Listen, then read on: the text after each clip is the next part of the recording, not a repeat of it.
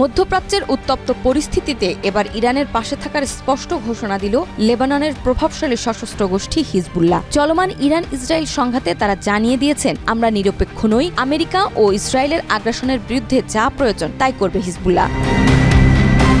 Hezbollah secretary general Sheikh Naim Kashem ২০ June এক বিবৃতিতে বলেন, আমরা হিজবুল্লাহ ও ইসলামী প্রতিরোধ আন্দোলনের পক্ষ থেকে পরিষ্কারভাবে জানাচ্ছি, ইরানের স্বাধীনতা ও ন্যায়সঙ্গত অধিকারের পক্ষে আমরা শক্ত অবস্থানে আছি, আর মার্কিন যুক্তরাষ্ট্র ও তার মিত্র ইসরায়েলের বর্বর আগ্রাসনের বিরুদ্ধে আমরা নিরপেক্ষ থাকব না।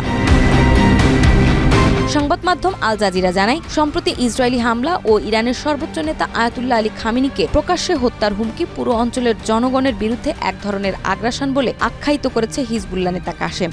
কালার এক্সপার্ট, জর্জ স্যাপ এবং মাইল্ড অন হ্যান্ডস টেকনোলজি সমৃদ্ধ অরিক্স ক্রিস্টাল ওয়াশ আপনার লন। তিনি আরো বলেন, এই ভয়াবহ মার্কিন ইসরায়েলি আগ্রাসন মোকাবেলায় হিজবুল্লাহ যা প্রয়োজন মনে করবে তাই করবে।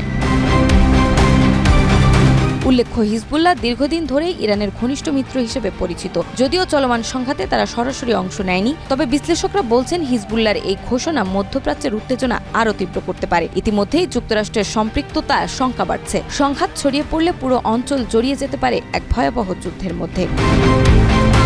নাজমা, মাই টিভি।